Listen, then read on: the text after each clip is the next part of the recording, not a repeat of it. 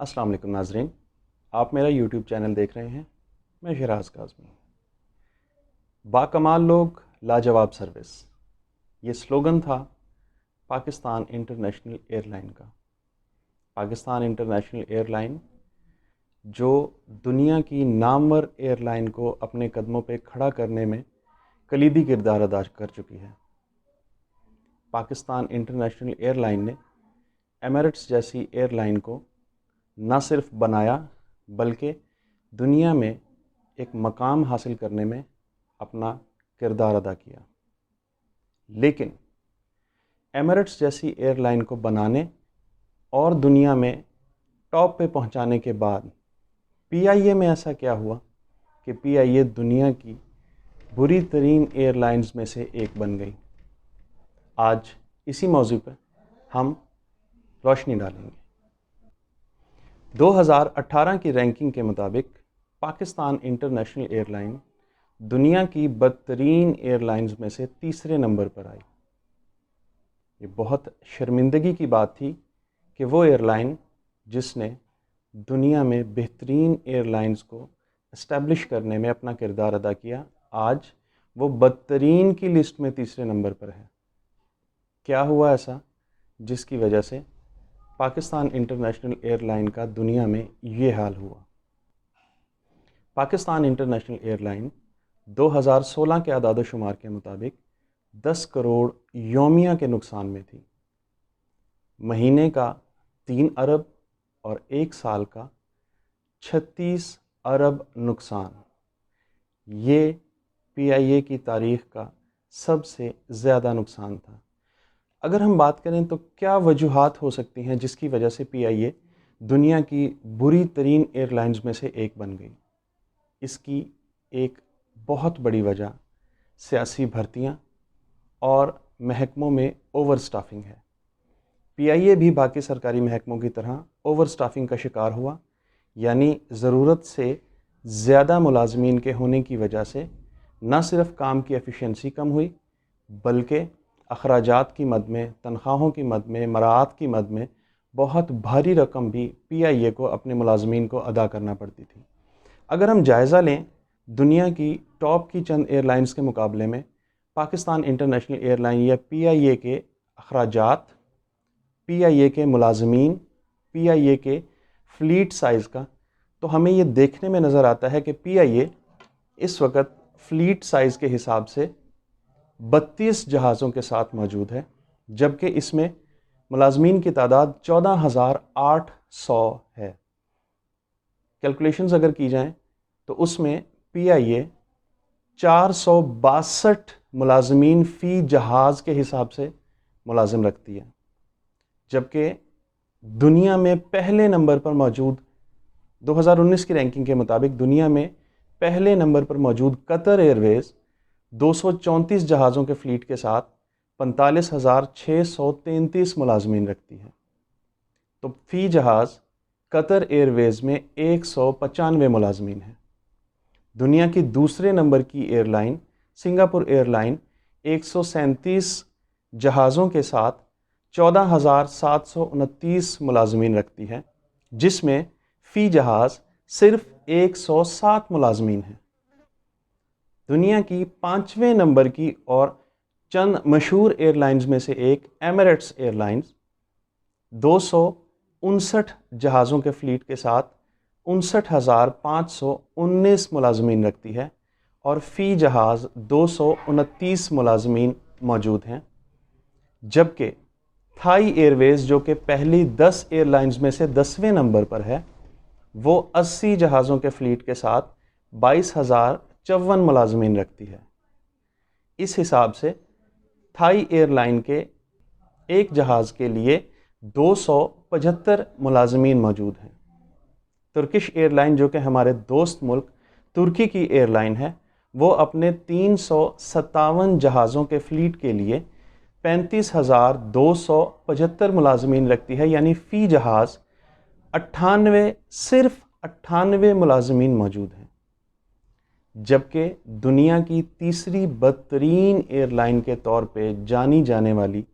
Pakistan international air line اپنے فی جہاز ملازمین کی تعداد کے حوالے سے شاید دنیا میں پہلے نمبر پر ہے، یعنی ایک جہاز کے لیے 462 ملازمین۔ کیا پی آئی اے کی ارننگ، پی آئی اے کی کمائی اتنی ہے کہ وہ فی جہاز 462 ملازمین کا بوجھ اٹھا سکے؟ یہ 462 ملازمین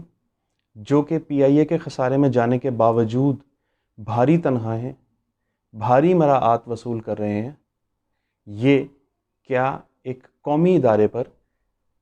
بوجھ نہیں ہے؟ پی آئی اے کے 32 طیاروں کے لیے ملازمین کی یہ فوج ظفر موج کہاں سے آئی، کیسے آئی؟ اس کے پیچھے ایک بہت بڑی کہانی ہے۔ پی آئی اے میں اور پاکستان کے دوسرے سرکاری اداروں میں جو سیاسی بھرتیاں کی گئیں گزشتہ ادوار کے اندر،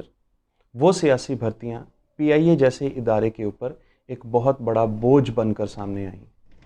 یہ سیاسی بھرتیاں اپنے سیاسی ہم نواؤں کو، اپنے سیاسی ملازمین کو، اپنے سیاسی سپورٹران کو خوش کرنے کے لیے، فیسیلیٹیٹ کرنے کے لیے کی گئیں۔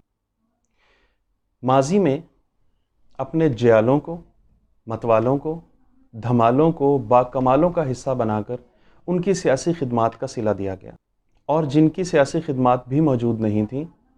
ان کو بھاری نذرانوں کے عوض یہ سیٹیں، یہ ملازمتیں بیچی گئیں۔ اس طرح پی آئی اے میں اپنی گنجائش سے زیادہ ملازمین کے ہونے کی وجہ سے پی آئی اے اوور برڈنائز ہوا، اوور سٹافنگ ہوئی، اور اس کا نتیجہ پی آئی اے کے زوال کی صورت میں نکلا۔ جب پی آئی اے کے مسائل کے حل کی بات کی جائے تو اس کا واحد حل صرف اور صرف نجکاری نظر آتا ہے۔ ماضی میں کئی بار پی آئی اے کی نجکاری کی کوشش کی گئی، لیکن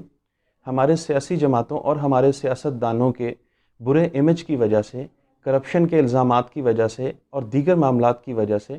یہ نجکاری ہمیشہ سیاسی پوائنٹ سکورنگ کا نشانہ بنتی رہی۔ 2016 میں نواز شریف صاحب کی گورنمنٹ نے پی آئی اے کی نجکاری کے قدم اٹھانے کا فیصلہ کیا، لیکن پاکستانی اداروں پر اعتماد نہ ہونے کی وجہ سے کوئی بھی بڑا ادارہ پی آئی اے کو خریدنے کو تیار نہیں تھا، جس کے نتیجے میں پھر پاکستان کی تاریخ کا سب سے بڑا لالچ دیا گیا اور یہ کہا گیا کہ پی آئی اے خریدنے والے کو سٹیل مل مفت میں دی جائے گی۔ لیکن اس کے باوجود بھی پی آئی اے کی نجکاری کی جو بیل تھی وہ منڈھے نہ چڑھ سکی۔ اس کے پیچھے ایک وجہ یہ بھی تھی کہ نجکاری کے معاملے میں سیاسی مخالفت زوروں پر تھی۔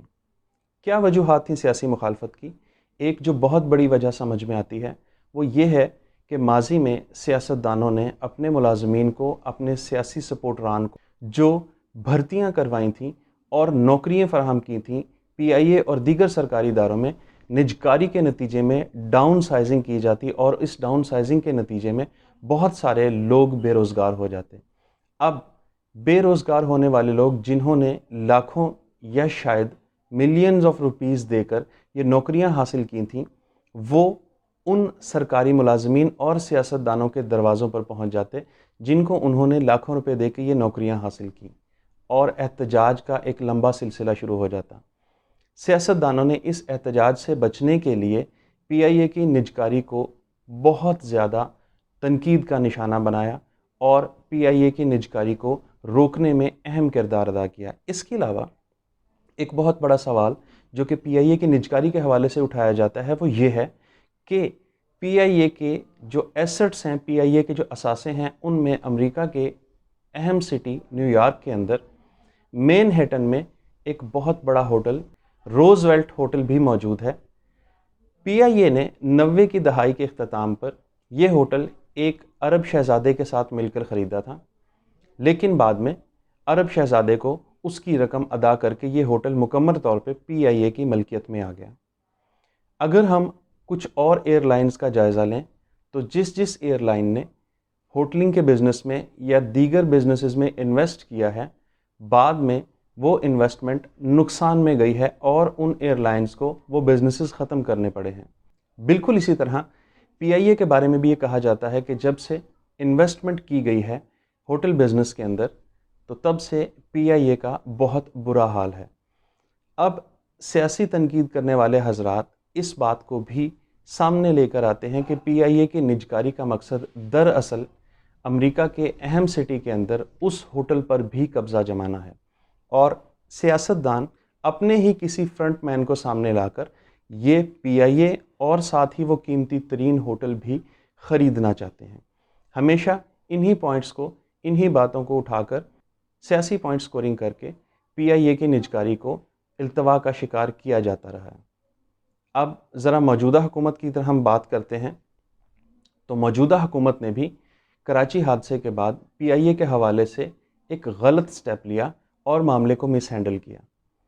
پی آئی اے کی پرابلمز میں سے ایک پرابلم جعلی لائسنس والے پائلٹس بھی ہیں،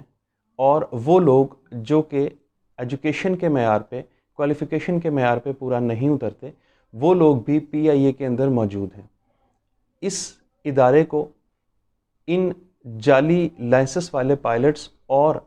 نااہل لوگوں سے پاک کرنے کا بہترین طریقہ تو یہی ہے کہ اس ادارے کی اسکروٹنی کی جائے اور تمام لوگوں کو جو کہ ناجائز طریقے سے، غلط طریقے سے اس ادارے کا حصہ بنے ہیں، ان سب کو اس ادارے سے باہر کیا جائے۔ لیکن معاملہ مس ہینڈلنگ کی نظر ہوا اور اس سارے معاملے کو پارلیمنٹ کے فلور پر اٹھا دیا گیا، جس کا نتیجہ یہ ہوا کہ پوری دنیا کے میڈیا نے کوریج کی اور پی آئی اے کے جعلی لائسنس والے معاملے کو دنیا میں بریکنگ نیوز کے طور پہ اور ٹاپ سٹوریز کے طور پر چلایا گیا۔ اس کی وجہ سے نہ صرف یہ کہ پی آئی اے کا امیج پوری دنیا میں خراب ہوا، بلکہ وہ پائلٹس جو پاکستان سے فلائنگ کا لائسنس لینے کے بعد دنیا کی مختلف ایئر لائنز میں کام کر رہے تھے، ان لوگوں پر بھی ایک کویسچن مارک آ گیا۔ ہونا تو کچھ ایسے چاہیے تھا کہ سب سے پہلے پاکستان کی وزیر ہوا بازی اس معاملے پہ ایک انٹرنل انکوائری لانچ کرتے، تمام پائلٹ کے لائسنسز کا جائزہ لیا جاتا اور ان میں سے جو پائلٹ جعلی لائسنس کے حامل ہوتے ان کی لسٹ بنا کر ان کو جاب سے فارغ کیا جاتا اور اصل لائسنس کے حامل پائلٹس کو باقاعدہ پی آئی اے کی ویب سائٹس پر مینشن کیا جاتا۔ اس سے یہ ہوتا کہ دنیا کے اندر پاکستان کا امیج نہ صرف مضبوط ہوتا بلکہ پاکستان کو ایک مثبت نگاہ سے بھی دیکھا جاتا۔ لیکن بغیر تصدیق کے، بغیر کسی بھی انکوائری کے اس معاملے کو پہلے ہی پارلیمنٹ کے فلور پر ڈسکس کیا گیا، جس کی وجہ سے وہ لوگ جو اصل لائسنس کے ساتھ پی آئی اے میں کام کر رہے تھے، وہ پائلٹس جو جعلی لائسنس کے بجائے اصلی لائسنس کے ساتھ دنیا کی مختلف انٹرنیشنل ایئر لائنز پر کام کر رہے تھے، ان لوگوں کے اوپر بھی ایک سوالیہ نشان پیدا ہو گیا۔ اب حکومت پی آئی اے کی نجکاری کے حوالے سے قدم اٹھانا چاہتی ہے، لیکن جیسے ماضی میں نجکاری کو سیاسی پوائنٹ سکورنگ کا نشانہ بنایا جاتا رہا ہے، ایسے ہی موجودہ حکومت کے نجکاری کے اقدام کو بھی سیاسی پوائنٹ سکورنگ کا نشانہ بنایا جا رہا ہے۔ نہ صرف یہ بلکہ اسی معاملے کو، یعنی روز ویلٹ ہوٹل کے معاملے کو بھی بہت زیادہ اچھالا جا رہا ہے۔ کہا یہ جا رہا ہے کہ وزیر اعظم عمران خان صاحب اپنے اے ٹی ایمز کو، اپنے فرنٹ مینز کو سامنے رکھتے ہوئے پی آئی اے کو اونے پونے فروخت کر کے اپنے پسندیدہ دوستوں کو، اپنے سپورٹران کو اور وہ لوگ جن لوگوں نے عمران خان صاحب کو وزارت عظمیٰ کی کرسی تک پہنچایا ہے، ان کو نوازنا چاہتے ہیں۔ کویسچن بہرحال موجود ہے کہ پاکستان کی تاریخ غیر شفاف قسم کے اقدامات سے بھری پڑی ہے۔ پی آئی اے کی اس پرابلم کا واحد حل صرف اور صرف نجکاری ہے، کیونکہ جب تک نجکاری نہیں ہوگی پی آئی اے پاکستان کے قومی خزانے پر ایک سفید ہاتھی بنا بیٹھا رہے گا۔ لیکن نجکاری کا یہ عمل اتنا شفاف ہونا چاہیے کہ اس پر کوئی بھی انگلی نہ اٹھا سکے۔ بہرحال پی آئی اے کی نجکاری کے حوالے سے جب بھی بات کی گئی، اس میں احتجاج کا ایک بہت مضبوط، ایک بہت اسٹرانگ ری ایکشن دیکھنے کو آیا۔ یہ احتجاج کرنے والے کون لوگ تھے؟ ان میں سے کچھ لوگ تو وہ تھے جو کہ پی آئی اے کے اندر سیاسی طریقے سے یا رشوت دے کر بھرتی ہوئے تھے اور نہ ہونے کے برابر کام کرنے کے باوجود مکمل تنخواہیں اور مکمل مراعات حاصل کر رہے تھے۔ دوسرا گروہ وہ تھا جو کہ پی آئی اے کے ملازمین کے یونین پر مشتمل تھا۔ یونین کے یہ لوگ سیاستدانوں کے اشاروں پر حکومت کے لیے مشکلات پیدا کرنے کے لیے ہر وقت تیار رہتے ہیں۔ اور تیسرے قسم کا گروہ سیاسی پارٹیوں کے اور افسران کے وہ نمائندے تھے جنہوں نے بھاری رشوتیں لے کر مختلف لوگوں کو، نااہل لوگوں کو ان اداروں میں بھرتی کروایا۔ اب جب بھی پی آئی اے کی نجکاری کی بات کی جائے گی، اس کا نتیجہ ایسے ہی سامنے آئے گا کہ ایک اسٹرانگ قسم کا ریئیکشن آئے گا، احتجاج کا ایک لمبا سلسلہ شروع ہوگا۔ اپوزیشن حکومت کے اقدامات کو ہمیشہ شک کی نظر سے دیکھے گی اور اس پر سوالیہ نشان کھڑے کرتے رہے گی، لیکن مسائل کے حل کے لیے حکومت کو سخت اقدامات کرنے ہوں گے، اور یہ اقدامات اس قدر شفاف بھی ہونے چاہیے کہ ان پر کسی قسم کا کوئی بھی سوال نہ اٹھایا جا سکے۔ اگر آپ کو یہ ویڈیو پسند آئی ہے تو اس ویڈیو کو لائک کیجیے، چینل کو سبسکرائب کیجیے اور اپنے دوستوں کے ساتھ بھی شیئر کیجیے۔ ملتے ہیں آپ سے انشاءاللہ اگلے ویلاگ میں۔